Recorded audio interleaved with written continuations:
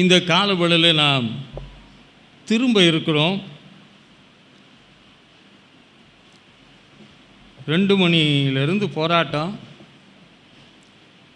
விடிய விடிய பார்த்தேன் பைபிளில். ஆனால் இந்த காலவேளையிலும் எதை குறித்து பேசுவது என்பது எனக்கு பல விதத்தில் சிந்திக்கும்படியாக இருந்தது.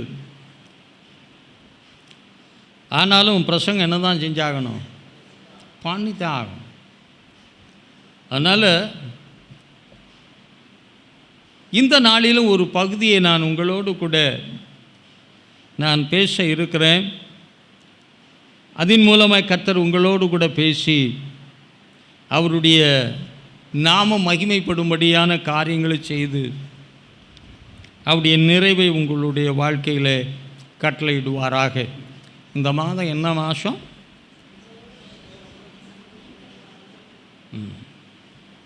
என்ன மாதம்? ஆமாம், சரி. அவருடைய சந்தோஷத்தை நமக்கு நிறைவாய் தருகிற மாதம். பல சந்தோஷங்களை நாம் பார்த்து கொண்டு வந்தோம். அந்த சந்தோஷத்திற்கான வழிமுறைகளை குறித்து பார்த்து வந்தோம். ஆனால் அந்த வருடத்தை முடிக்கும் முன்பதாக 11வது மாதத்தில் எதுவாக இருந்தாலும் அதை கொஞ்சம் அழகுபடுத்துவது அது நல்லா இருக்கும். பொதுவாக பெரிய ஸ்டார் ஹோட்டல்லாம் போனீங்கன்னா அந்த உணவை காட்டில் அந்த உணவை அவன் இந்த அடுக்கி வச்சுருப்பானே, அதை பார்த்தாலே ஒரு தனி அழகு. அதை போல நாம் பற்பல விதங்களிலே தேவனுடைய வசனங்களின்படி நம்மை ஆயத்தப்படுத்தி கொண்டு வந்தாலும் அலங்கரிக்கிற தேவன் நம்மை அலங்கரிக்கும் பொழுதுதான் நாம் ஆயத்தப்படுத்தின காரியங்கள், அதன் உயர்வு, அதன் மேன்மையை நாம் அதிகமாய் நாம் காணவும், பின்பு அந்த மேன்மையை அநேகர் காணவும், இது நிமித்தமாக அநேக தேவனுடைய காரியங்களுக்கு நேராக இழுத்து வரப்படுவதற்கும் அது ஒரு அடிஸ்தானமாக அமைய முடியும்.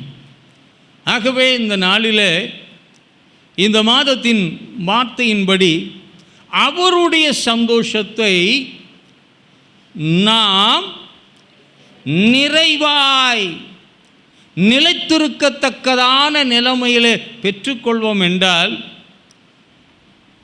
ஒரு ராஜா எழுதினதே அதை எவரும் மாற்ற முடியாது என்றால், என் ஆண்டவர் அவருடைய சந்தோஷத்தை உங்களுக்கு கொடுத்தால், அவரும் உலகம் கொடுக்கிற பிரகாரமாய் நமக்கு என்ன செய்ய மாட்டேன், தரமாட்டேன் அவர் சொல்லி இருக்கும் பொழுது, இந்த சந்தோஷத்தினாலே நீங்கள் நிரப்பப்பட்டு இருப்பீர்கள் என்றால், எது வரைக்கும் நம்ம சந்தோஷமாக இருக்கலாம்? தெரிஞ்சவங்க கையை மட்டும்தான் உயர்த்தணும்.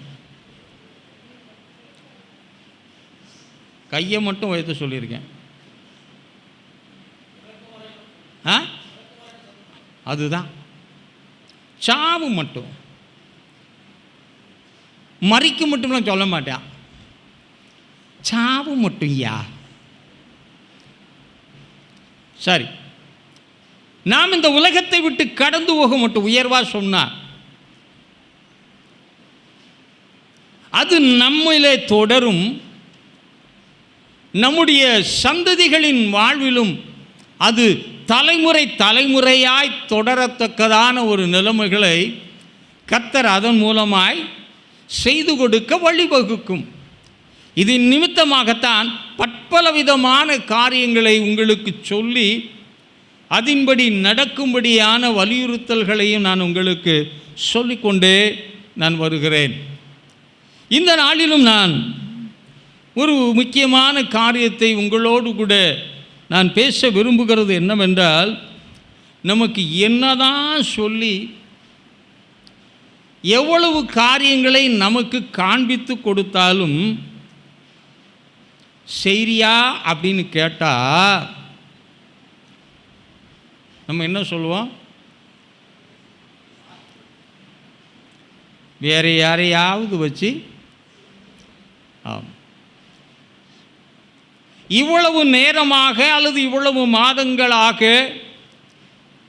ஒரு மகிழ்ச்சி, சந்தோஷம் என்ற வார்த்தையின் தலைப்பின் அடிப்படையில் கர்த்தர் இப்படியெல்லாம் உன்னை கொண்டு செய்ய முடியும் என்று சொன்னாலும், நம் மூலமாகவே சில காரியங்களை செய்து காட்டினாலும் கூட வேற யாராவது இருந்தால் ஆமாம் அவங்கள வச்சு நீங்கள் செஞ்சால் நல்லது. நீங்கள் வேறு யாரையும் சொல்லுவீங்களான்னு எனக்கு தெரியல. பாஸ்டரை வச்சாவது எனக்கு பேசணும், அது கூட சொல்லக்கூடாதா? பாஸ்டரை வச்சு செஞ்சிருங்க, அது போதும்.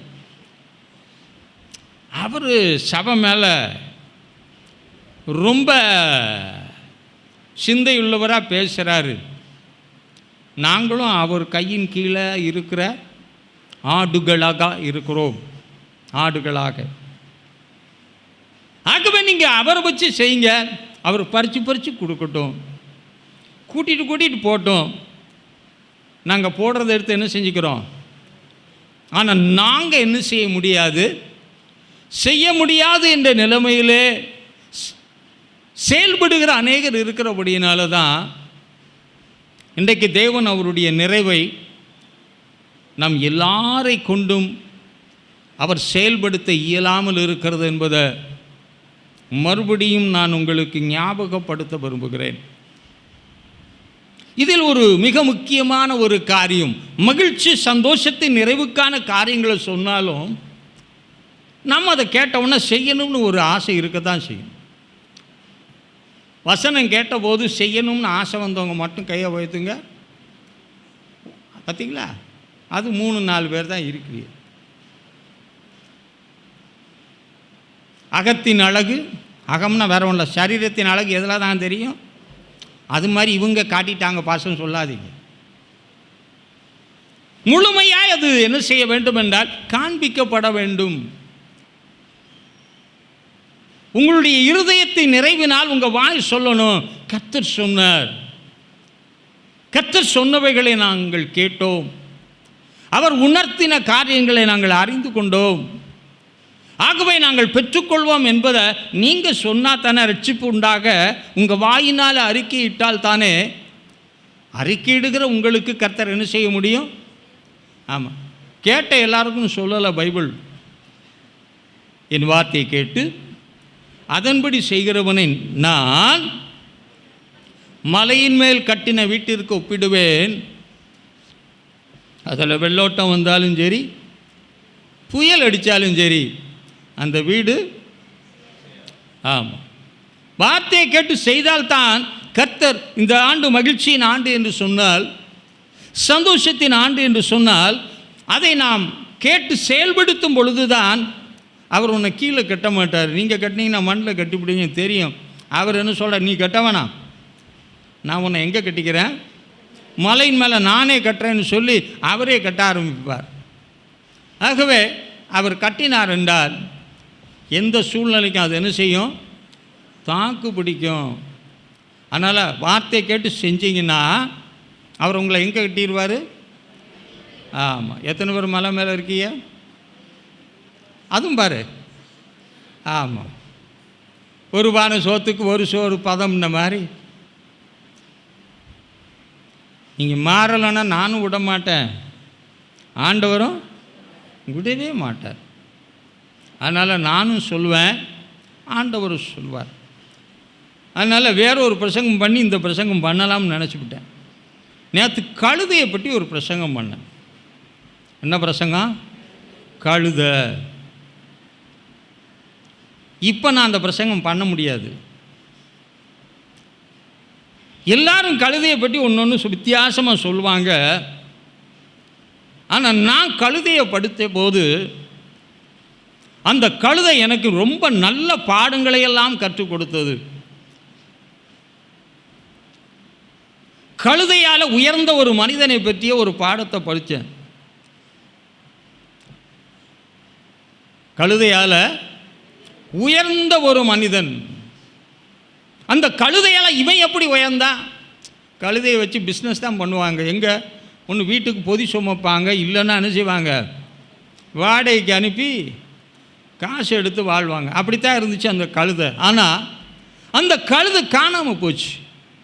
என்ன எங்கே போச்சு? காணாமல் போச்சு. அப்போ அந்த காணாமல் போன கழுதையை 1 சாமுவேல் 9ஆம் அதிகாரத்தில் இருக்குது, திருப்ப வேண்டாம். கழுதையை தேடி கண்டுபிடிச்சி கொண்டு வர வேண்டிய பொறுப்பை யார்கிட்ட கொடுத்தாங்கன்னா சவுலிடத்திலே கொடுத்தார்கள் என்று சொல்லப்பட்டிருக்கிறது. கழுதையால் வீடு வாழ்ந்துச்சு, சவுலும் வாழ்ந்தான். ஆனால் இப்போ கழுதை போயிடுச்சு. ஆனால் குடும்பத்துக்கு என்ன ஆயிடுச்சு? என்னங்க பேச மாட்டேன்றீங்க? கழுதை நிறைய இருந்தால் 2 கழுதையை தேட போயிருக்க மாட்டான். கழுதை இருந்ததே எத்தனை கழுதை? ஆமாம்.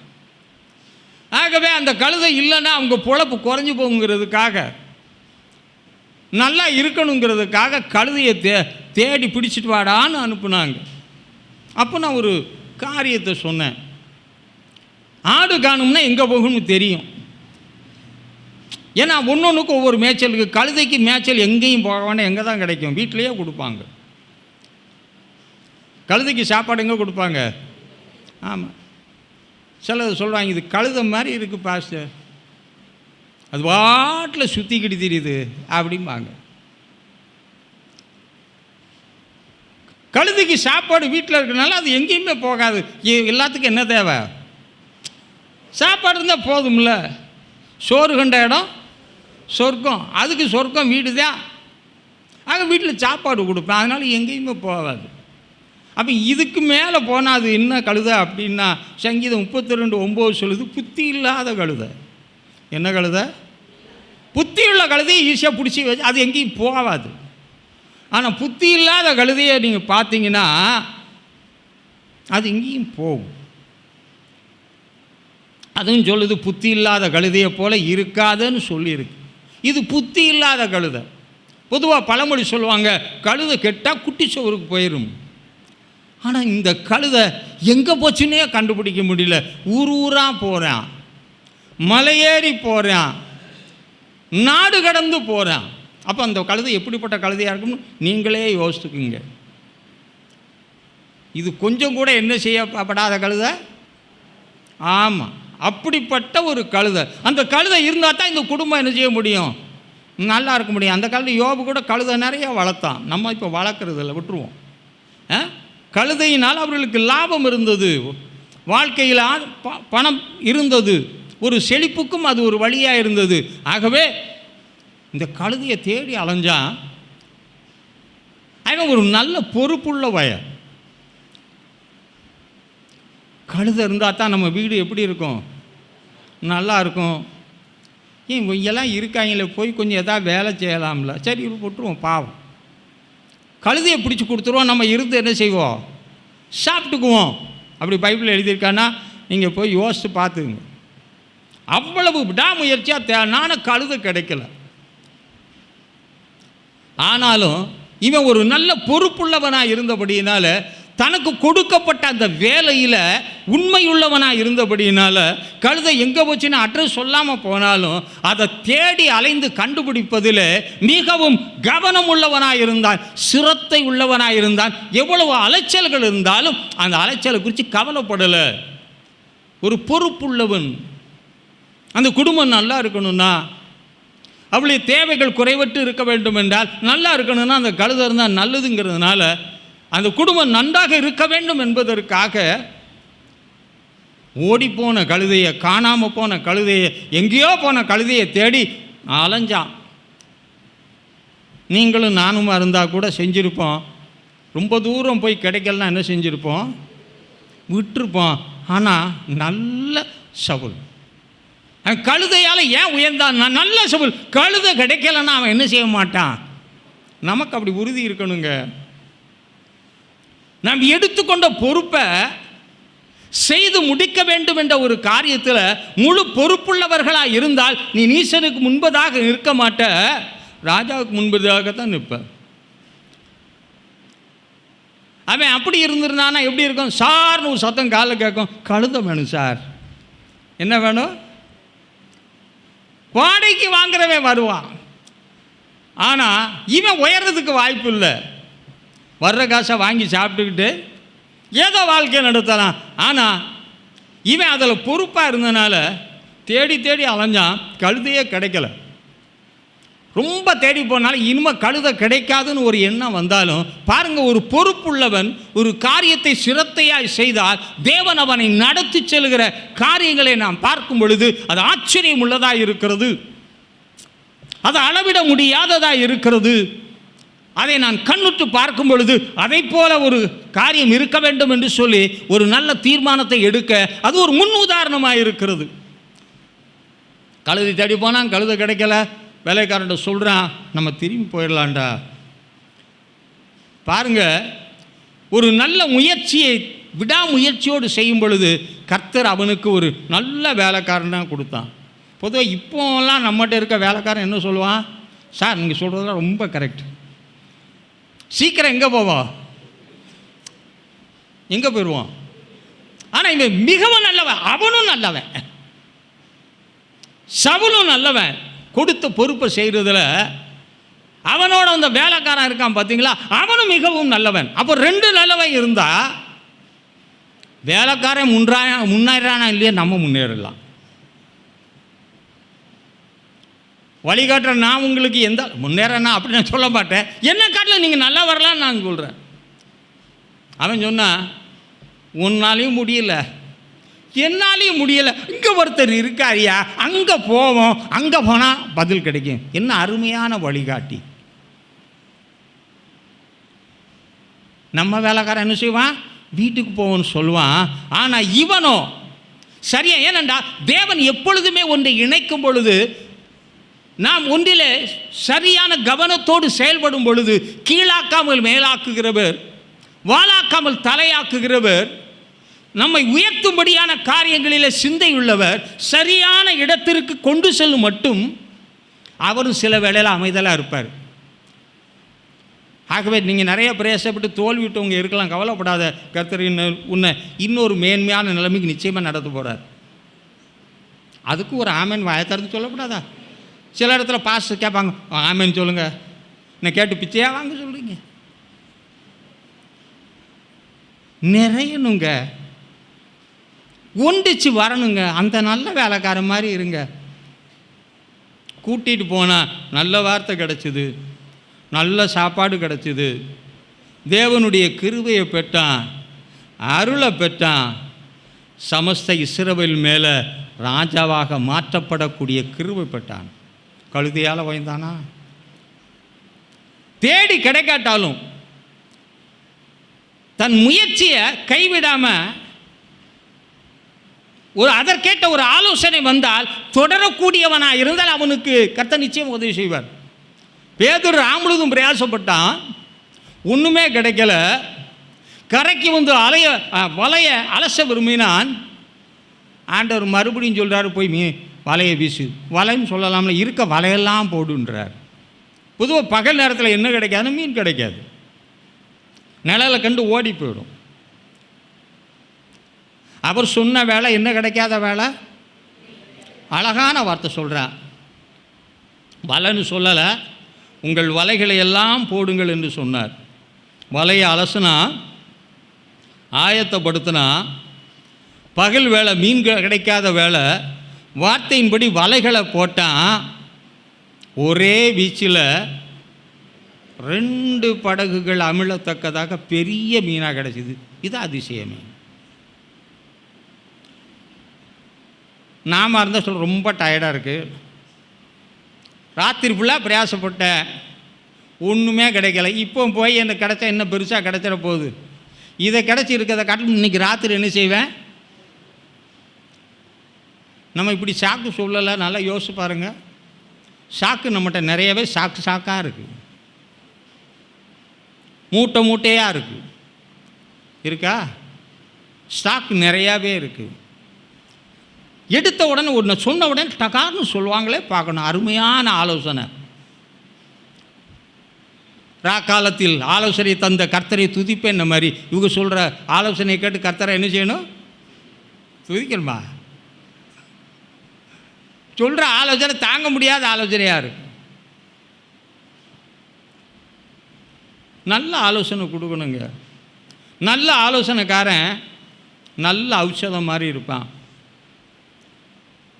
அந்த அனுப்பினானே அந்த ஸ்தானாதிபதியுடைய இருதயத்தை சந்தோஷப்படுத்துகிற உணர்வு அப்படி இருக்கணுங்க.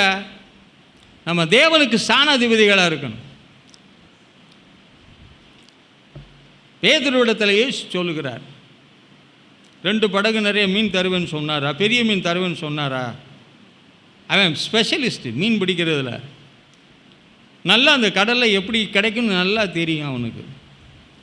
ஆனால் அவன் வாழ்க்கையில் படைக்க முடியாத ஒரு சாதனையை ஆகிலும் உம்முடைய வார்த்தையின்படி போடுகிறேன்னு போட்டான். 2 படகுகள் நிறைய அமிழத்தக்கதான மீன்களை கர்த்தர் கொடுத்தார். நல்ல ஆலோசகன். கழுதையால் தேடி போய் கிடைக்காட்டாலும் முயற்சியை கைவிடாமல் இருந்து திரும்பி போயிடுவோன்னு சொன்னதையும் விட்டுட்டு வேலைக்காரன் சொன்னதை கேட்டு போய் அங்கே போனால் நல்ல செய்தி கிடைப்பா, கழுதை கிடச்சிருச்சு. இப்போ நீ அங்கே போக வேண்டாம், உனக்கு ஒரு புது செய்தி, உன்னை நான் உயர்த்த போகிறேன். அப்போ உங்களுக்கு இந்த காலவேளை என்ன செய்தி? என்ன செய்தி? உயர்த்த போகிற ஒரு செய்தியை கர்த்தர் உனக்கு தருவார். அப்போ நீ தேடி போனது பிரயாசப்பட்டது ஃபெயிலியர் ஆனாலும் நம்ம லைஃப் டோட்டல் ஃபெயிலியரே கிடையாது, டோட்டல் சக்ஸஸ் தான். கிறிஸ்து இயேசுவுக்குள் நம்மை விட்டு புரியல, முக்கியமானதெல்லாம் விட்டு புரியல. ஒட்டகத்தை விட்டு கொசுவெல்லாம் பிடிச்சி வச்சுருக்கீங்களா? இவ்வளவு பிரசங்கம் கேட்டும், இவ்வளவு வார்த்தைகளை உங்களோடு கூட தெளிவாக பேசியும் இன்னும் என்ன செய்யலை? இந்த டானிக்கே தேரலன்னா எந்த டானிக் கொடுத்தாலும் ஆமாம். அப்போ ஒரு காற்று சொன்னேன், சுழியில் சுக்கின சிலர் இருக்காங்க, சுழியை விட்டே வெளியே போக மாட்டாங்க. சுழியில் அந்த சில கரண்ட்டில் மாட்டும் தெரியுமா? சுழியோடே போயிடும். சுழியில் சிக்கியிருந்தீங்கன்னா அந்த காலை வேளையில் வெளியே வந்துடுங்க. சுழியில் இருந்தால் எப்படி தான் இருப்பீங்க? போகவும் மாட்டீங்க, மீளவும் மாட்டீங்க, மாறாமல் சுற்றிக்கிட்டே இருப்பீங்க. எப்போ உள்ளே போவீங்கன்னு. ஆனால் விவரம் தெரிஞ்சவனாக இருந்தால் சுழியிலிருந்து வெளியே வரலாம். தேவ கிருபை இருந்தால், தேவ ஆலோசனை இருந்தால் வெளியே வரலாம். இல்லைன்னா எதில் தான் சுற்றுவீங்க? சுழியில் தான் சுற்றுவீங்க. உங்கள்கிட்ட என்ன சுழி இருக்குன்னு உங்களுக்கு தெரியும். சுழி நான் எப்போ சொன்னாலும் அதுக்குன்னு ஒன்று சொல்லுவாங்க. பாஸ்டர் இது இருந்தால் அது அப்படி இருக்குது பாஸ்டர், இது இப்படி இருக்குது பாஸ்டர், அது அப்படி போகுது பாஸ்டர், இது அப்படி போய்கிட்டு இருக்குது பாஸ்டர், இப்படின்னு சொல்கிறீங்களா? இதெல்லாம் என்னது? சுழி. சுழி இருந்தால் தலை சிவ முடியா. சொல்ல என்ன சுழியோ அதனால தான் ஆள் இப்படி இருக்கா. ஆண்டவர் உனக்கு நல்ல சுழி தான் போட்டிருக்காரு. கெட்ட சுழி என்ன செய்ய மாட்டார்? போடவே மாட்டார். நல்ல தேவன், உங்களை அதிகமாக நேசிக்கிற தேவன், உங்களுடைய உயர்வே அவருடைய உயர்வு என்று இருக்கிறபடியினால வேறு எதையும் மாற்றி தலையில் என்ன செய்ய மாட்டார்? என்னத்தை எழுதினானா நல்லது தான் எழுதி வச்சிருக்கிறார். சிரசின் மேலே ஆசீர்வாதம் தங்கும்னு எழுதியிருக்கார். ஆகவே உன் சிரசில் ஆசீர்வாதம் தங்கி இருக்க அவர் விரும்புகிறார். அப்போ அந்த தங்கி இருந்து எந்தண்டைக்கு அது செயல்படணும்னா நாமோ சுழியில் இருக்கப்படாது. சுழி பெருசாக இருக்கா, சின்னதாக தான் இருக்கும். அதில் என்ன செஞ்சுக்கிட்டு இருப்போம்? பம்பரமாக சுற்றுவாங்க. சும்மா இருக்க ஆளே அதில் போட்டால் என்ன செய்வா? அப்போ இப்போ சிலர் சுற்றிக்கிட்டே இருக்காங்க. காலையில் வெளியே வாங்க, செவில் பாருங்கள். அவன் ஒரு சுழியில் சிக்குனா, தேவன் இப்படி இருடான்னு சொன்னான், அதை கேட்கல. தாவீதுக்கு எதிராக எழுந்தான். சுழி என்ன செஞ்சது? அவனை கில்பாவா மலையிலே ஒழிச்சு பிடிச்சு. ஆகவே கல்வாரி மலையிலே உனக்கு விரோதமான சகல கையெழுத்துக்களையும் ஆண்டவர் குலைத்து போட்டிருக்க, சாபமான எல்லாவற்றையும் கர்த்தர் மாட்டி இருக்க, எல்லாவற்றையும் கர்த்தர் முடித்து சிலுவையில் வெற்றி சிறந்திருக்க உங்களை சீராக நடத்தினால் வெற்றி. ஆகவே கொடுத்த பொறுப்பு, அந்த குடும்பம் நன்றாக இருக்க வேண்டும் என்றால், இவனும் நன்றாக இருக்க வேண்டும் என்றால், அவர்களுக்கு கொடுத்த அந்த சம்பத்திலே கவனம் உள்ளவனாக இருந்து, காணாமல் போனாலும் அது கிடைக்கும்படியாக எடுத்த முயற்சியில் விடாமுயற்சியாக இருந்தபடியினால கர்த்தர் அவனை மேலாக்கி, ஆமாம், சோர்ந்து போகாது இருக்கும்படியான காரியத்தை செய்து அவனை வழி நடத்தினவர். சில தோல்வி இருக்கலாம், பரவாயில்ல, ஆனாலும் உன்னை கர்த்தர் எதுக்கு நேரம் தான் கூப்பிட்டு போவார்? வெற்றிக்கு. நான் வாயை திறந்து சொல்லுங்களேன். இதையும் நான் தான் சொல்லணும். ஓரண்ணா ஒன்றுன்னு ஸ்கூலில் சொல்லுவாங்க, ஒன்றா அது ஓரண்ணா ஒன்று, இப்படி தான் சொல்வீங்களா? இப்படி சொல்லாதீங்க, நீங்களே சொல்லணும். அப்படி மாற்றப்படக்கூடிய காரியங்களை கர்த்தர் செய்ய வேண்டும் என்று சொல்லுகிறேன். ஆகவே உங்கள் தேவைகள் சந்திக்கப்பட வேண்டும் என்றால், எண்ணி முடியாத தேவைகள் சந்திக்கப்பட வேண்டும் என்றால், உங்களுடைய குறைவுகள் எல்லாம் நிவர்த்தியாக்க வேண்டும் என்றால், சம்பூர்ணம் உண்டாயிருக்க வேண்டும் என்றால், பெரிய காரியங்களை நீ ஆண்டவருக்கென்று செய்ய வேண்டும் என்றால், செயல்படுத்த வேண்டும் என்றால், நீங்கள் எப்படி இருக்கணும்னா, கர்த்தர் உங்களை நடத்தி சென்று உருவாக்குகிற பாதையில் அவர் சில காரியங்களை உங்களுடைய வாழ்க்கையில் நடப்பித்து காண்பித்த பின்பு செயல்படுடான்னு சொன்னால் என்ன செய்யணும்? செயல்படணும். செயல்பட முடியாதவனை பார்த்து கர்த்தர் செயல்படாதே என்று சொல்ல மாட்டார், செயல்படு என்று தான் சொல்வார்.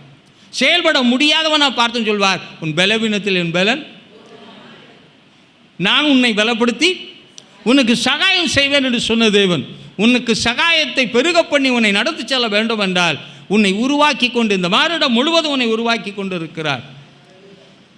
இந்த 11ஆம் மாதத்தின் மைய பகுதியிலும் கூட உன்னை உருவாக்கி அவருடைய சந்தோஷத்தை உனக்கு நிறைவாய் தந்து, அப்படின்னா உன்கிட்ட சந்தோஷம்னு வச்சிருக்கிறத எடுத்துவிட்டு, நம்மகிட்ட இருக்கிற சந்தோஷம்லாம் கொஞ்ச நேரத்துக்கு எப்படி இருக்கும்? சந்தோஷமாக இருக்கும், அப்புறம் தோஷமாக மாறி சந்து போயிடும். ரெண்டாக பிரிச்சுப்படலாம், சந்து ப்ளஸ் தோஷம், சந்தோஷம். நான் தமிழில் தான் நல்லா பிரிக்கலாம் முடியும், சிலதை 3ஆக பிரிச்சுப்படுவாங்க. ஆகவே சந்தை எடுத்துவிடுவோம், தோஷத்தையும் தூக்கிவிடுவோம். தேவ சந்தோஷத்தால் நாம் நிரப்பப்படுவோம் என்றால் உங்கள் சந்தோஷம் எப்பவுமே நிறைவாக இருக்கத்தக்கதாக, எவ்வளவு குறைவுகள் இருந்தாலும் சரி, கிறிஸ்து இயேசுவுக்குள் உன் குறைவுகளையெல்லாம் நிறைவாக்கி நீ தேவ சமூகத்தில் கடந்து செல்லும் மட்டும் நீங்களும் தாவீதை போல சொல்ல முடியும், கர்த்தர் என்னை நிறைவாய் வைத்திருக்கிறார், நான் இன்னும் குறைந்து போகவே இல்லை என்று சொல்லத்தக்கதாக, கர்த்தர் நிறைவுண்டாகத்தக்கதாக இந்த காலவேளையில் உங்களை ஆசீர்வதிப்பாராக. அவர் மோசே இடத்தில் பேசுகிறார். யாத்திராமத்தின் புஸ்தகம் 4ஆம் அதிகாரம் 2ஆம் வசனத்தில் நீங்கள் பார்ப்பீர்கள் என்றால், வாசியுங்கள். வாசிங்க, ஒருத்தர் வாசிங்க. இப்போ கர்த்தர் அவனை நோக்கி, உன் கையில் இருக்கிறது என்ன என்று கேட்டேன். அவருக்கு தெரியாது பாருங்க, முன்னாடியே அவன்கிட்ட நிறைய காரியத்தை செஞ்சார், செஞ்சியும் காட்டினார். இப்போ மறுபடியும் அவனை புதுப்பிக்கப்படும் வண்ணமாக அவன் ஒரு நாட்களில் அந்த ஆடை அந்த கோலை வச்சு என்ன செஞ்சிருப்பான்? ப ப ப அப்படின்னு சொல்லியிருப்பான். நான் அன்றைக்கி ஒரு சின்ன காரியத்தை நிகழ்வை பார்த்தேன். ஏகப்பட்ட நாய்க்குட்டி உட்காந்துருக்கு.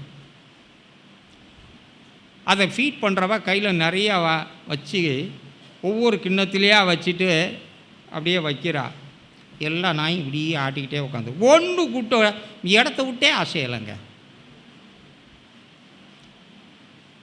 அதுக்கு ஆசை, ஆனால் தான் வாழை என்ன செஞ்சுது. ஆனால் அவள் அப்படியே பார்த்துட்டு சொல்கிறா, அந்த லாங்குவேஜ் அவளுக்கும் அதுக்கும் புரியுது. அது பாட்டில் உட்காந்துருக்கு. எடுத்துக்கன்னொன்னே அதுக்கு உரிய கிண்ணத்துக்கு போகுது. ஒரு 10-12 நாய் உட்காந்துருக்கு, நாய்க்குட்டி எல்லாத்திலையும் ஒரே மாதிரி. ஆனால் அதுக்குன்னு ஒரு கிண்ணம் அதுக்கு வச்சுருக்கா, அதுக்கிட்ட போய் சாப்பிடுதியா? என்ன அழகாக இருக்குது தெரியுமா? ஒரு மனிதன் ஒரு கட்டுப்பாடோடு இருக்க உருவாக்கின ஒன்றே அவன் இயக்கும் பொழுது, அதற்கேற்ற விதத்தில் இயங்கும் பொழுது, என் அருமையான தேவனுடைய பிள்ளைய உன்னை அந்த மாதிரியா குரங்காட்டி மாதிரியா வச்சுருக்காரு, பாம்பாட்டி மாதிரியா வச்சுருக்காரு, எவ்வளவு கிருபை கொடுத்து வச்சுருக்காரு. அப்போ அதற்கேற்ற விதத்தில் நாம் செய்யணுமா இல்லையா? எஜமானுடைய சித்தம் அறிந்து, எஜமானுடைய விருப்பம் அறிந்து, எஜமானுடைய நோக்கம் அறிந்து நாம் செயல்படுவோம் என்றால் என் சந்தோஷம் நிறைவாக இருக்கும். அதுக்கும் ஒரு 2 பேர் பரவாயில்ல, நீங்கள் 2 பேர் உயர்த்திக்கிட்டே இருங்க. எங்களுக்கு எல்லாம் தெரியும், தெரிஞ்செல்லாம் வச்சுக்கிட்டே இருங்க.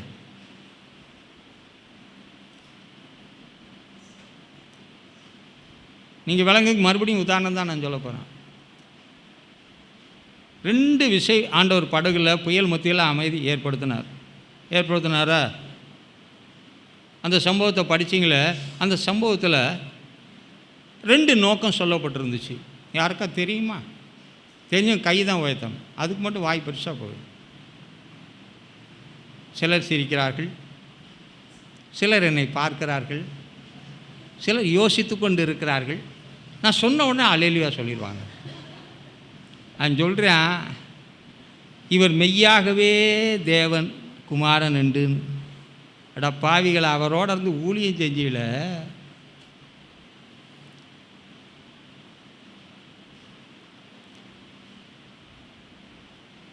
ஒரு தடவை மெய்யான தேவன் என்று அவரை பணிந்து கொண்டார். காற்றும் கடலும் இவரை கீழ்ப்படுகிறதே. ஆச்சரியப்பட்டார்கள். என்ன பட்டார்கள்? நீங்கள் பட்டீர்களோ பிட்டீர்களோ புட்டீர்களோ என்ன பண்ணுறீங்களோ எனக்கு தெரியல. ஒரே புயல் தான், ஒரே சூழ்நிலை தான். ஆனால் ஒவ்வொரு புயலின் மத்தியிலேயும் நடந்த நிகழ்வுகளில் அவர்கள் பயன்படுத்தின வார்த்தைகள், தேவனுக்கென்று ஊழியம் செய்தாலும், அழைக்கப்பட்டாலும், அவர் தேவன் என்றாலும், தேவனுடைய குமாரன் என்றாலும், மேசியா என்று அறிந்திருந்தாலும், அவரை குறித்து பேசினாலும், சூழ்நிலைகளை அவருடைய அறிக்கை எப்படி வரல? ஒன்று போல் இல்லை. அவங்களால 3 வருஷ எக்ஸ்பீரியன்ஸு. நம்ம வேலை கொடுக்கும்போது உனக்கு எவ்வளோ எக்ஸ்பீரியன்ஸும் கேட்பானா கேட்க மாட்டானா? எக்ஸ்பீரியன்ஸ் நல்லா இருந்தால் சம்பளமோ போஸ்டிங்கோ நீங்கள் எதையும் டிமாண்ட் பண்ணலாம். நீங்கள் படிச்சிருக்கலாம், நான் அதே படிப்பு படிச்சிருக்கேன், எக்ஸ்பீரியன்ஸ் இருக்கா? இல்லை. நீ யாராரு? ட்ரெயினியாரு. நம்ம நிறைய இடத்துல கிறிஸ்தவரில் பார்க்கலாம், நிறைய பேர் எப்படித்தான் இருக்காங்க? அப்ரண்டிஷிப்பு இல்லைன்னா ட்ரெயினி. அவங்களுக்கு என்ன கிடைக்கும்? ஸ்டைஃபண்டு. சம்பளம் கிடையாது, ஸ்டைஃபண்டு. நிறைய கிறிஸ்தவர்கள் ஸ்டைஃபண்ட் வாங்குகிற கிறிஸ்தவங்க தான் இருக்காங்க. ஏனென்றால் ஒரு விசை கூட அவர்கள் பெற்ற அனுபவங்களாலே, தேவனோடு வளர்ந்த காரியங்களினாலே, தேவனை அறிந்து கொள்ளுகிற அறிவினாலே, வளர்ச்சியினாலே, விசுவாசத்தினாலே, நம்பிக்கையினாலே, பெற்றுக்கொண்ட அனுபவங்களினாலே, தேவன் அவர்களை புதுப்பித்தபடியினாலே தேவனை குறித்து அறிக்கை இடுகிறதுல ஒன்று போல இல்லை. ஒவ்வொரு நேரமும் ஒவ்வொரு மாதிரி தான் சொல்லுவாங்க. நம்ம எந்த அளவினாலே அளக்கிறோமோ அந்த அளவினால தான் நாம் அளக்கப்படுகிறோம். ஆகவே தான் இப்படியே இருக்கிறோம். காட்டில் வளருது பாருங்க பறவைகள், பிடிச்சே வளர்க்காதனால அது எப்படி வளருது? ஆமாம், அதே பறவையை வீட்டில் வச்சு பிடிச்சி வளருங்க, அது எப்படி போயிடும்? ஆமாம், உங்களை நான் பிடிக்கலை, ஒரு சிலது பிடிச்சி வச்சுருக்கு, அதனால் என்னதான் இருந்தாலும் எப்படி குஞ்சு? ஆமாம், நீங்கள் ஃப்ரீ பேர்டாக எப்போ மாற போறீங்கன்னு எனக்கு தெரியலை. ஆனால் உங்களை கட்டை ஊற்றி விட்டால் பறந்து போயிடுவீங்க. பிடி குஞ்சா வளராதிங்கய்யா. தேவன் உங்களை ஃப்ரீ பேர்டாக தான் புசு புசுன்னு என்ன செய்ய விரும்புகிறாரு?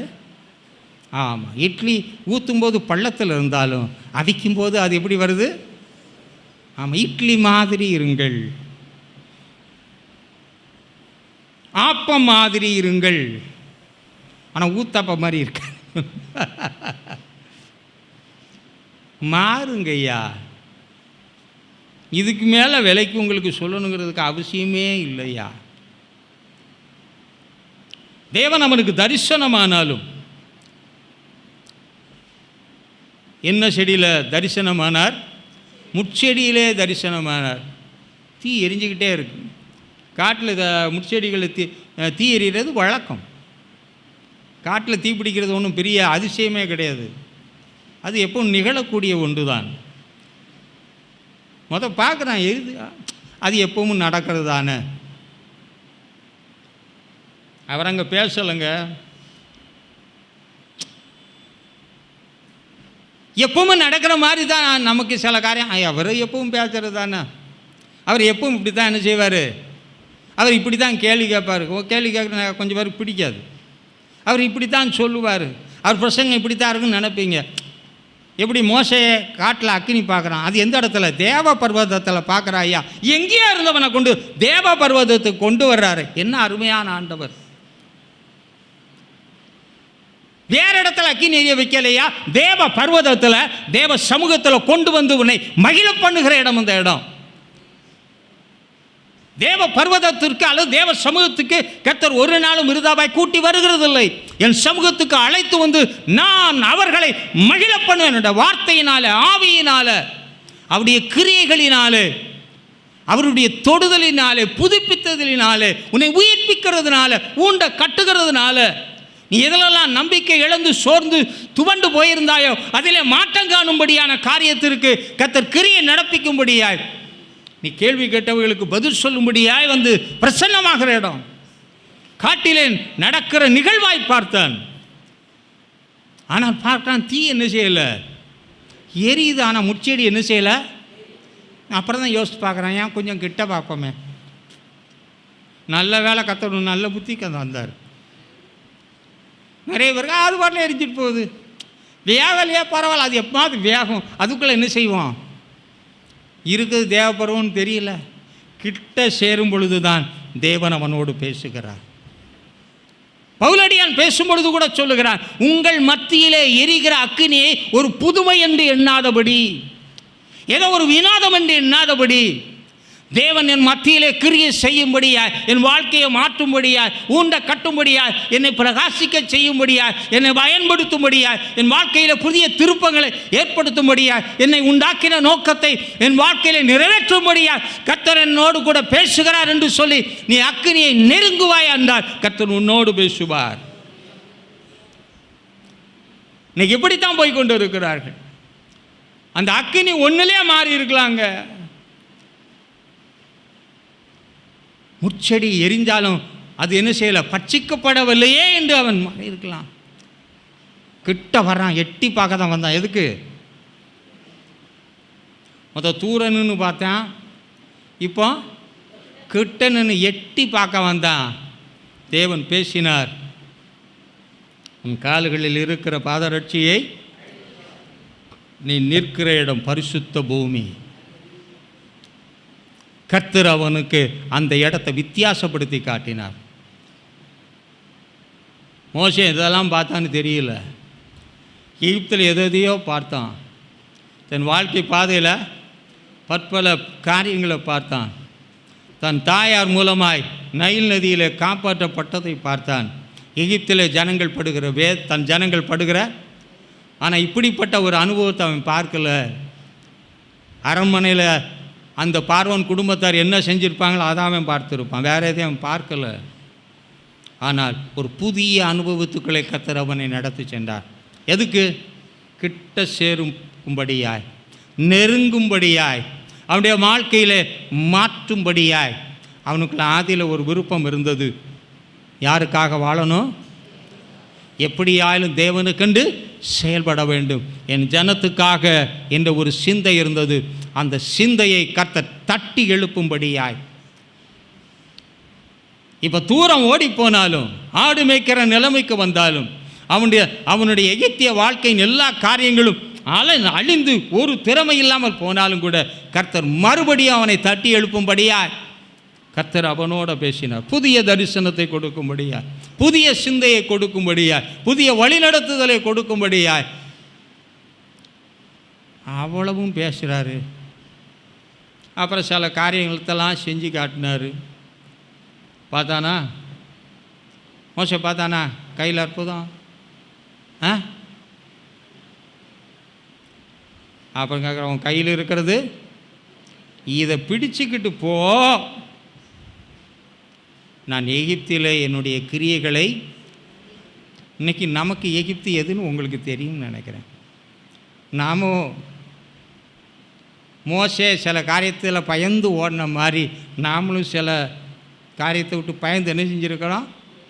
உலகத்தில் ஒரு பழமொழி சொல்லுவான், கொசுவுக்கு பயந்து கோட்டையை விட்டு அங்கே போனாலும் அங்கேயும் என்னதான் நிற்கும். இங்கே எதுக்கு பயந்து எங்கே போனாலும் சரி, அங்கே இன்னும் 2 நிற்கும். அதனால் ஒன்றை விட்டுட்டு போனால் அங்கே எதுவும் நிற்காதுன்னு நினைக்கிறேன், அங்கே 2 நிற்கும். அப்புறம் இதரை விட்டுட்டு எங்கே ஓட முடியும்? நீ தேவனுக்காய் நில்லு, கர்த்தர் நிச்சயமாய் பயன்படுத்துவார். அவன் பயத்தெல்லாம் நீக்கினார், அவன் எல்லாத்தையும் போக்குனார். ஆண்டவரே, ஜனங்கள் எனக்கு என்ன செய்ய மாட்டாங்க? சரி, அதுக்கும் சொல்லிவிட்டார். ஆண்டவரே, என்ன வாய் எதையாயிலும் தன் பலவீனத்தை சாகு மட்டும் பேசக்கூடியவனாக இருக்கான். அப்புறம் பார்த்தார் வழி இல்லாமல். அப்போ ஆண்டவரே அதுக்கப்புறம் என்ன ஆகிட்டாருன்னா கோமைப்பட்டார். சரி, ஆனாலும் என்ன பண்ணுறது, இவன் ஒருத்தன் தான் கிடச்சிருக்கான், ஆனால் அவனை விடப்படாதுங்கிறதுக்காக சரிப்பா யார் அனுப்புகிறேன், தோணையார் அனுப்பிட்டாரா? எவ்வளோ நல்ல தேவன், எவ்வளோ வல்லவ தேவன். நமக்குள்ள அந்த எல்லா காரியங்களும் மங்கி அணைந்து போகிற நிலைமையில், அது அழிந்து போன நிலைமையில் இருந்தாலும் புதுப்பிக்கிற தேவன். இல்லாதவைகளிலிருந்து எல்லாவற்றையும் உருவாக்குகிற தேவன். அடைக்கப்பட்ட இடத்துல புதிய வாசலை திறக்கிற தேவன். புதிய காரியங்களை செய்கிற தேவன். புதிய விதத்திலே நடத்துகிற தேவன். நான் உன்னோட இருப்பேன், உன் வாயோடு இருப்பேன், நீ பேசுறிய பேச தெளிவிலையே விடு, சொல்ல யாரை வச்சு பேசிக்கலாம். ஆண்டவர் சொன்னார், உளர்னா கூட பரவாயில்ல மகிமைப்படுவேன்றாரு, அவன் என்ன செய்ய மாட்டேன்றான். இன்றைக்கி நிறைய பேர் அப்படி தானே இருக்கிறீங்க. நான் உளறிடுவேன் ஆண்டவரை. மற்ற காரியத்தை பேச சொல்லுங்க, ரொம்ப கிளவர்லி தேர் ஸ்பீக்கிங். மற்ற எல்லாம் தெளிவாக பேசுகிறாங்க. ஞானிகளை காட்டிலும் மெய்ஞானியாக விஞ்ஞானியாக பேசுகிறாங்க. ஆனால் இந்த ஒரு காரியத்தில் மட்டும் என்ன வர மாட்டேங்குது, தெளிவே வர மாட்டேங்குது. இப்போ இந்த காலத்தில் அது மறைந்து போச்சு. நாடி ஜோதிடம் என்று சொல்வார்கள். டாக்டர் கூட தெரியும்னு நினைக்கிறேன். இப்போ உள்ள டாக்டர்ஸ்லாம் போனால் உங்களுக்கு என்ன செய்யுதுன்னு சொல்லணும், எங்கே வலிக்குது, பல காரியத்தை சொல்லணும். அவன் கூப்பிடான் காலையில் வெறுவைத்தோடு வாடாம்பேன். இப்படி நாடி துடிப்பை பார்ப்பான், என்ன நோவுன்னு கரெக்டாக சொல்லுவான். இந்த டாக்டர் பெஸ்ட்டா அந்த டாக்டர் பெஸ்ட்டா? ஆமாம். இவன் இருக்கிற காசெல்லாம் உறிஞ்சிட்டு கடைசி எல்லா டெஸ்ட் எல்லாம் நல்லா தான் இருக்குது, என்ன வியாதினே தெரியலன்னு சொல்லுவான். அவன் அப்படி சொல்லவே மாட்டான், உருவம் எதையும் எடுக்க மாட்டான். ஆனால் இவன் எதை நம்ப மாட்டான், இவன் நம்ம மெஷினை மட்டும் நம்புவான். கொட்டுறதுக்கு ரெடியாக இருக்கிறானே என்று உள்ளதை சொன்னால், அதுவும் இப்பவும் சொல்கிறேனே, ஆண்டவர் சொல்கிற உண்மையான காரியத்தை நம்புறதுக்கு நிறைய பேர் ரெடி இல்லை. ஆனால் வேறு சிலது சொல்கிறதெல்லாம் நம்புறதுக்கு இன்றைக்கி. அதனால தான் அறியாமலும் தெரியாமலும் உணராமலும் சிந்தையிலே இருள் அடைந்தவர்களாக இருந்து தேவனை சோத்தெரியாமலும் துதியாமலும் வீணராய் போனார்கள். கர்த்தர் அவர்களை ஒப்பு கொடுத்தார் என்று போடப்பட்டு ரொம்ப கஷ்டமாக இருக்கு எனக்கு. எங்கேயோ இருக்க வேண்டியவங்க, நீங்கள் எப்படியோ இருக்க வேண்டியவங்க. என்னென்னவோ காரியங்களை அவன் நாடியை தொட்டு பார்த்து தான் சொல்லுவான். ஆனால் தேவன் நமக்கு சகல கிருபைகளையும் அவர் கொடுத்து பயன்படுத்த முடியுமானா? அது என்னது இப்படி இப்படின்றீங்கள? சுளுக்கி பிடிச்சா சில சுளுக்கிச்சுன்னா சில சும்மா கழுக்க திருப்பியே பிறகு கொடக்கு போயிடுது.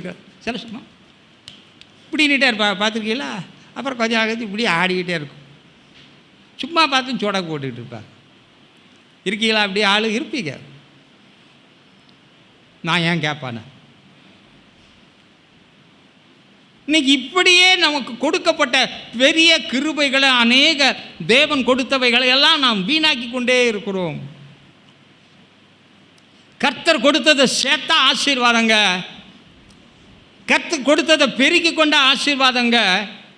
கர்த்தர் கொடுத்ததை கொண்டு உங்களை நீங்கள் உருவாக்கி கொண்டு காரியங்களை நடப்பிக்க ஆரம்பித்தால் கர்த்தர் உங்களுடைய வாழ்க்கையில் மகிமைப்படுவார்.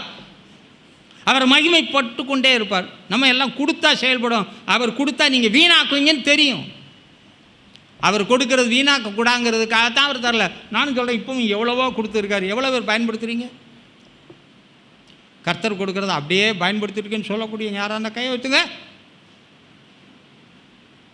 ஜோம் பண்ணும்போதெல்லாம் ஜோம் பண்ணுறீங்க. கர்த்தர் என்ன பயன்படுத்துகிறா என்ன பயன்படுத்த கொஞ்சம் சொல்லுங்களேன் பார்ப்போம். அது பழக்க தோஷம், வழக்க தோஷம், அது வரப்படாது. அது ஒரு சுழி, இல்லைன்னா முழி, இல்லைன்னா களி. தயவுசெய்து உள்ளதை இல்லைன்னா இல்லைன்னு சொல்லிவிடுவோம். நம்ம நினைப்பால் நம்ம பொழப்ப என்ன செய்ய வேண்டாம், வளர்ச்சி காட்டிருங்க. உங்களுடைய செயல்பாடு காட்டிடும். ராஜாவை ராஜா மொழின்னு காட்ட சொல்லணும். அன்றைக்கி ஒரு லேடி நடக்கிறா, அப்படி இன்ஸ்பெக்ட் போகிறோம். எங்கள் சர்ச்சில் ஒரு வாத்தியார் உண்டு. நாங்கள் அவரெல்லாம் ராத்திரிலாம் ஜெபம் பண்ண போவோம். அவர் எப்போ பார்த்தாலும் அவருடைய பேச்செல்லாம் பார்த்தீங்கன்னா இன்ஸ்பெக்டர் மாதிரியே இருக்கு. அவர் தோரணெல்லாம் எதிர்த்துயா அவர் போய் என்ன சார் என்ன பண்ணுங்கப்பா. அவர் வாத்தியார்னு எவனுக்குமே தெரியாது. நாங்கள் ராத்திரி ஜெபம் போகும்போது ரவுடிகளாக உட்காந்துருப்பாங்க ஒரு பாலத்தில். நாங்களும் போனோம். எப்போவுமே எங்களுக்கு முன்னாடி அவர் தான் போவார். அப்படியே போயிட்டே இருந்தார். டக்குன்னு அப்படி எந்திரிச்சான். நம்ம எந்திரிக்காமலே பயப்படுவோம். அவனை பார்த்து கஸ்குர்ரா அப்படின்னாரு. கீழே கிடக்குண்டான்னாரு. அவன் நமக்கு மேலே ஆள் நினச்சிட்டாயா. நம்மளாம் திடீர்னு அப்படின்னா நம்ம என்ன செய்வோம்? சும்மாயே பயப்படுறீங்கள. சும்மா ஏதாவது ஒரு சத்தம் கேட்டால் கூட என்னமோ சத்தம் கேட்க யாரோ நடக்கிற மாதிரி இருக்கோ. ஆண்டவர் மாதிரி தெரிஞ்சால் கூட சந்தோஷம். இப்படியே வீணான் எண்ணத்தினால வீணா சிந்திச்சே வீணா போயிட்டு இருக்கு நிறையா. அவன் கேங்கு நல்லாவே தெரியும். ஆனால் இவர் பார்க்க நல்லா வாட்ட சாட்டமாக இருப்பார். நடக்கிற நடையும் எப்படி இருக்கும்? இவங்க நல்ல உடம்பு இருந்தால் கூட நடந்து போகிறத பார்த்தா தெம்பா நடங்கய்யா, தெம்பா நில்லுங்க, தெம்பா பேசுங்க. சில இடத்துல போகவே விட மாட்டேன், நிறுத்துறேன். நான் என் பாட்டை ஒன்று சட்டே என் பாட்டை போயிட்டே இருப்பேன். அப்படியே கையை மட்டும் காட்டி போயிட்டே இருப்பேன். எவனும் நிறுத்துனதே இல்லை. போகும்போதே நெல்லு ஏட்டா பெமொழி முழிக்கிற.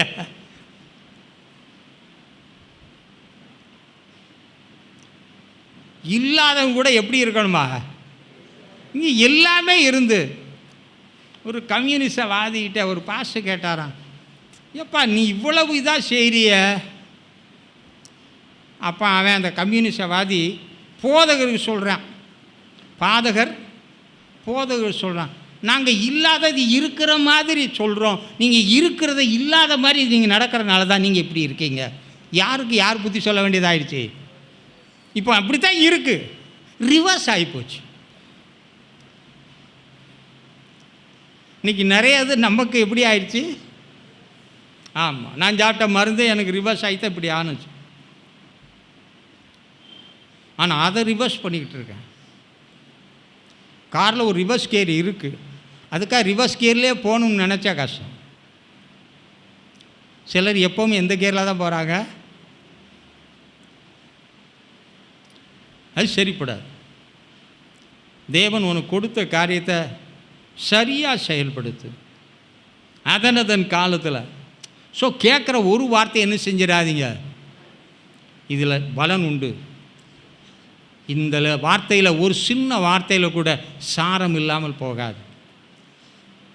உன்னை பலப்படுத்தக்கூடிய, உன்னை ஆசீர்வதிக்கக்கூடிய, உன் வாழ்க்கையை திருப்பக்கூடிய, உன்னை புதிதாக்கக்கூடிய, புதிய சிந்தனை புதிய பார்வையை தரக்கூடிய ஒன்றாய் மாற்றக்கூடிய ஒன்றாய் இருக்கிறது. ஆகவே நம்ம எப்படி தான் இருக்கணும், இருக்கிறவர்களைப் போலவே. நம்முடைய ஆண்டவர் எப்படிப்பட்டவர், இல்லாதவைகளை, உங்களுக்கு என்ன தான் சொல்லியிருக்கிறாரு, இல்லாதவைகளை அழைக்க சொல்லியிருக்காரா? என்ன கம்முன்னு இருக்க சொன்னாரா, இல்லை கும்முன்னு இருக்க சொன்னாரா? எப்படிங்க இருக்கீங்க? நாங்கள் அப்படியே இருக்கோம் பாஸ்டர். அதுக்கு சபைக்கு நம்ம வந்து பிரசங்க கேட்கணுங்கிற அவசியமே, பேசாமல் படுத்துக்கலாம் பெட்டில். நல்லா இருந்து பெட்லேயே படுத்து கிடங்கலாம். வாராவினையும் வந்த வினையாகவே மாறிவிடும். வந்த வினையும் வராத வினையாக இருக்க வேண்டுமென்றால் உன் வினையை மாற்று, செயலை மாற்றுன்றேன், சிந்தையை மாற்று. இது எப்போ மாறுதோ, ரட்சிக்கப்படும்போது கூட சிந்தையிலே மாற்றம் தேவை. இதில் மாறாதபடி மாறுறீங்களா? ஆமாம். செய்வீங்களா? ஆமாம். இது எது மாதிரி இருக்குது உங்களுக்கே தெரியும். நான் சொன்னால் திட்டி பிடிவேன், அதனால தான் உங்களையே சொல்லிட்டேன். அப்படிலாம் வேண்டாம், கரெக்டாக செய்வோம். நம்முடைய அறிக்கை நல்ல அறிக்கையாக இருக்கட்டும். நல்ல அறிக்கை சும்மா வராது, இங்கே இருந்தால் தான் நம்ம என்ன சொல்லணும், நல்லதை சொல்லணும்னு நினச்சாலும் நமக்குள்ளே இருக்கிறது தானே வெளியே வரும். புதுசாக எதுவும் வராதுல்ல, சத்தியம் வராது. ஒருத்தர் ரொம்ப நிறைய லாங்குவேஜ் படிச்சிருந்துச்சு, அவர் ராஜாட்ட ரொம்ப நடிச்சுட்டு எனக்கு எந்த லாங்குவேஜே தாய்மொழினே தெரியலன்னாராம். அப்போ பரியாவன், இவனுக்கு தாய்மொழி கூட தெரியல, என்ன மாதிரி ஆளாக இருக்கான், இவ்வளவு லாங்குவேஜ் பேசுகிறான். அப்போ தெனாலி சொன்னாராம், நான் சொல்லிடுறேன் அப்படின்னு. என்ன எப்படி ஒருத்தனும் கண்டுபிடிக்க முடியல. நானும் ஒரு சில ஆள் அப்படி நான் பழக நாள் வச்சுருக்கேன். நல்லா தூங்கிக்கிட்டு இருந்தான், விட்டா ஒரு அறை எம்மா நானா கள்ள அவன் தாய்மொழி இதுதான் அப்படின்ட்டான். நடிப்பு செல்லாது.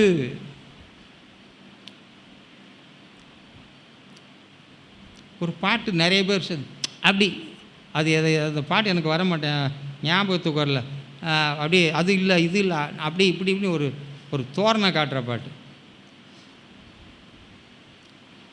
சும்மா என்ன செய்ய வேண்டாம், அந்த ஆட்டம் பாட்டமெல்லாம் சுதி இறங்கிச்சுன்னா எல்லாமே போயிடும். அதனால் எவர் டியூன்டாக இருக்கணும்னா யாரை மாதிரி இருக்கணும், சவுல மாதிரி இருக்கணும். ஆனால் முழுசாக அவனை மாதிரி என்ன செய்யக்கூடாது, தேவன் சொன்னதை கேட்டு செஞ்சுக்கிட்டே இருந்தால் நிரந்தரமாக ராஜாவாக இருந்திருக்கலாம். எவ்வளவோ தடைகளை தாண்டி போய்கிட்டே இருந்தால் அவனுக்கு நல்ல சப்போர்ட்டராக ஒரு அழகான இடத்த கொடுத்து சரியாக கைட் பண்ணி மேலான இடத்துக்கு போகிறதுக்கு வழிகாட்டி கொண்டு அங்கேயே கொண்டு விட்டோன்ட்டார். ஆனாலும் கொடுத்ததை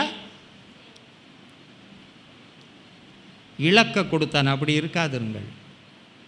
மோசேக்கு எல்லாமே தேவன் காரியங்களை செய்து அவனை பல விதங்களில் புதுப்பித்து எல்லாத்தையும் கையில் கொடுத்தாலும் வேறு யாரையாயிலும் அந்த வார்த்தையை பயன்படுத்தாதீங்க. அதனால் அவனுடைய ஊழியத்தில் பார்த்தீங்கன்னா தடுமாட்டம் இருந்துக்கிட்டே இருக்கும். பேசுன்னா அடிப்பான், அடின்னா பேசுவான். இவர்களை கூட்டிகிட்டு போனால் அவன் கொஞ்சம் வேற குறைச்சிட்டு போயிடுவான். அந்த ஒவ்வொரு இதுலேயும் பார்த்தீங்கன்னா அவனுடைய செயல்கள் சற்று வித்தியாசமாகவே, எவ்வளவு தியாகங்கள் எவ்வளவு தான் இருந்தால் கூட இவனுக்குள்ளே இருந்த காரியம் அவனை என்ன செய்யுதுன்னா, ஜனங்களின் நிமித்தம் மோசே பதறி பதறி பேசினான்.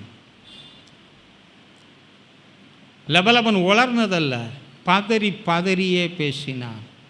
ஆகவே பேசு என்ற இடத்துல என்ன செய்தான்? அப்போ தேவன் அவனை உருவாக்குனதும், அவன் தன்னை உருவாக்கி கொண்டதும், கிருபைகளை பெற்றதும், இவன் தன்னை எப்போவுமே எப்படித்தான் நினச்சான், ஒரு குறைபாடு உள்ளவனாய் நினைத்து குறைபாடு அவனை மேற்கொண்டது. எதுக்குள்ளே போக முடியலை? அவன் லட்சியமே அழிந்து போனது. நம்முடைய லட்சியம் அழியக்கூடாது. நம்முடைய தேவன் நம்முடைய பலவீனங்களை ஏற்றுக்கொண்டவர், நம்முடைய பலவீனங்களை மாற்றினவர், நம்முடைய பலவீனங்களை நமக்கு உதவி செய்யும்படியாய் கூட இருக்கிற அவர் நம்ம கையில் கொடுத்தது எது? வாக்கின் கோலை கொடுத்துருக்கிறார். அப்போ இப்படிப்பட்ட நிலைமையில் கொடுத்து தேவனுடைய ஆவியினாலே நடத்துகிறார். அவராலே நடத்தப்படுகிறோம். அவருடைய கிருபையினாலே அவராலே நடத்தப்படும் போது அதற்கேற்ற விதத்திலே நாம் நடந்து கொள்வோம் என்றால் நிச்சயமாய் முடிசூட்டப்படுவோம். ஒரு யுத்த வீரனோ எதாக இருந்தாலும் சரி, தன்னை பலவீனப்படுத்தக்கூடிய காரியத்தில் அவன் என்ன செய்யக்கூடாது?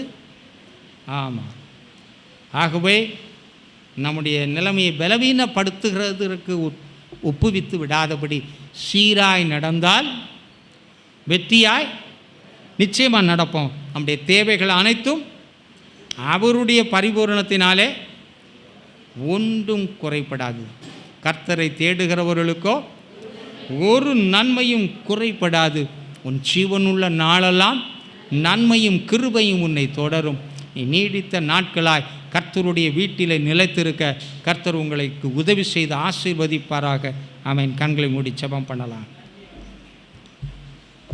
ஒருவன் நாடு நீங்கள் ஆண்டவர்கிட்ட சொல்லுங்கள்.